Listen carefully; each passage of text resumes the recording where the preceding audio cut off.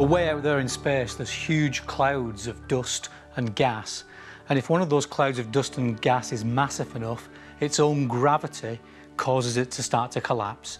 So it falls in on itself, and towards the centre of that cloud, it gets denser and denser, it gets hotter and hotter, and eventually the particles that the gas and the dust are made of are brought so close together that they start to stick together, they start to fuse. That's the energy source of a star. The star switches on and begins to shine. Inside every newborn star, hydrogen atoms are fused together to make helium.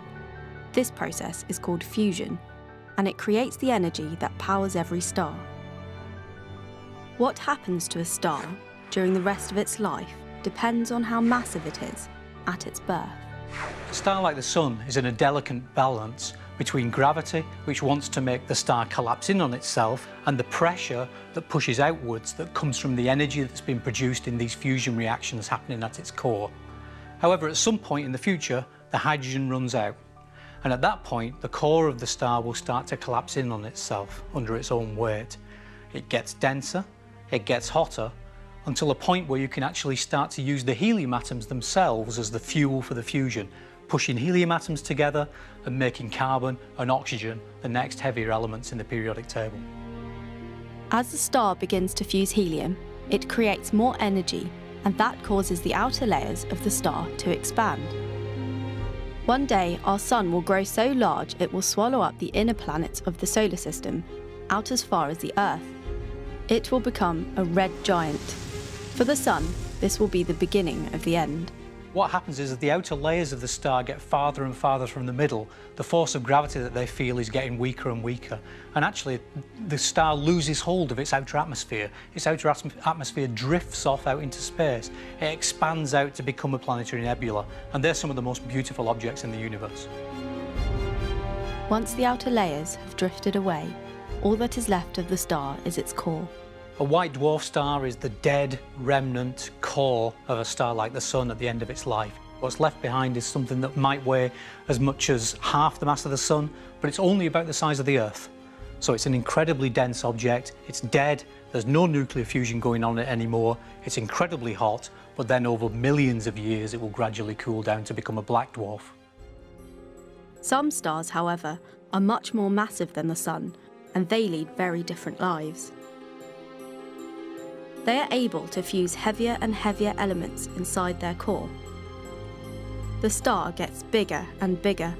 Some grow up to 1,000 times the size of our Sun, until it has fused elements all the way up to iron. And once we've formed an iron core, there's no more energy can be got from fusion. That core collapses. The rest of the star starts to collapse in after it, but then it bounces off. There's a huge shock wave, and in just a second, bang! The outer parts of the star are blasted off into space in a huge supernova explosion. These supernova explosions are so powerful that when one of these stars explodes, it can actually outshine the whole galaxy of which it's part, a galaxy of maybe 100,000 million stars. For these supergiant stars, all that is left is the super-dense core, known as a neutron star, an object that can have a mass greater than our Sun but be less than 20 kilometers across. But for the most massive stars of all, we think when the core collapses, the gravity is so strong, it becomes a black hole, from which not even light can escape. So stars are actually the places in the universe where the elements are created. After the Big Bang, our universe contained only hydrogen and helium. All the other heavier elements were therefore fused inside stars. The amazing thing is that virtually everything you see around you was made inside a star billions of years ago before the Sun and the planets were formed. And when that star died and blasted its guts out into space, that formed the raw materials from which our Sun, the planet Earth, and indeed ourselves were made. And actually, I think that ultimately that's one of the major reasons why I think understanding stars is crucial, because it's actually telling us where we came from.